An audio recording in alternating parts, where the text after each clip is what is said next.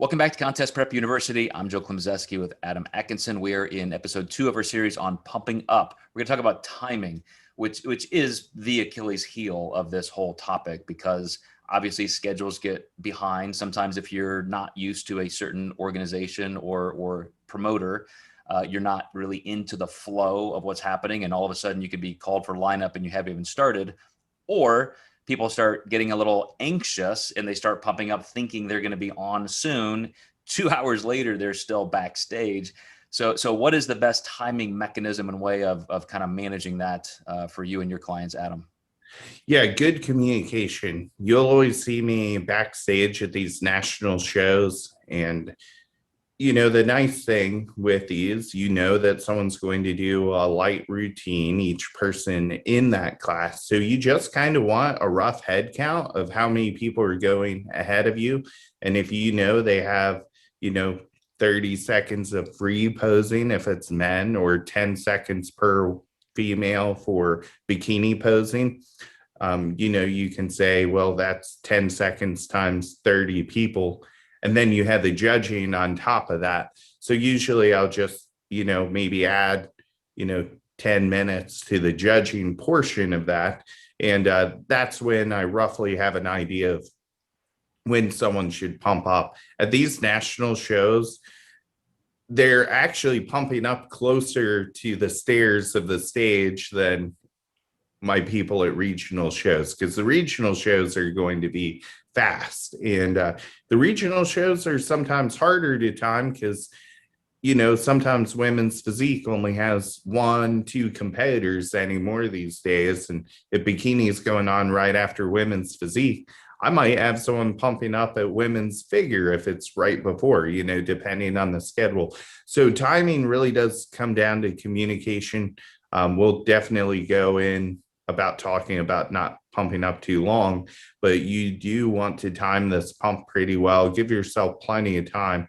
And, sometimes I'll basically tell my clients, get all of your stuff on and ready. So then when we do pump up, we're just taking that time to pump up and not do anything else, especially with women that wear jewelry and have heels to put on.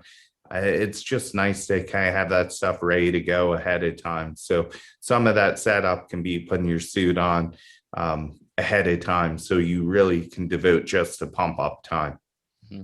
And in episode 3, we're going to be talking about intensity and duration and execution of pumping up. But in terms of how much time you like people to warm up, I'll tell you that I've always viewed pumping up as just a way of kind of launching yourself to the point where you're just feeling like you're ready to train almost. And then because you're going on stage, and if you're in a bodybuilding or physique type situation, there's going to be some flexing and posing and so forth, which can continue that pumping up. If you especially again for bodybuilding, if you do too much backstage and you're releasing a lot of glycogen, you could literally get flatter and flatter and softer in front of the judges, especially if you're in extended judging, tough class to call. But you just really want to feel like, man, you just starting to get a pump, you're feeling great. I typically like for people to kind of go slow, but again, we'll talk about that in the next episode. But I'm truly looking at 15 or 20 minutes. I think you could kind of get things started, and if you are rushed for time, you can do well in 5 to 10, but I'm kind of a 15 to 20 minute guy, maybe even 30 minutes, just kind of start heading that direction with getting, loosened up a little bit. But what do you tell people specifically? Yeah, I tell them not to get in position to feel rushed. So I might take a little longer where it's 30 minutes, but I know I can always dial back that activity. The moment people feel rushed is when they might start pumping up too much.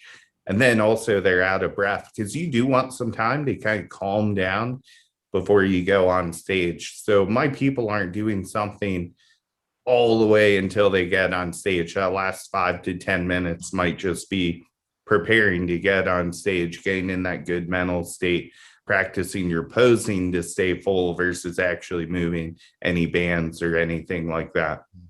And knowing even when you're lined up, you can do some isometric type stuff. You can be contracting, relaxing a little bit, even hitting the floor for a couple push-ups if you need to. But Great stuff, Adam. Everybody, we are going to go into episode 3 next, where we talk about the actual exercises you may want to consider. And then later in the series, in episode 4 and 5, we're going to talk about the details that may be division specific, some of the nuances that you want to consider.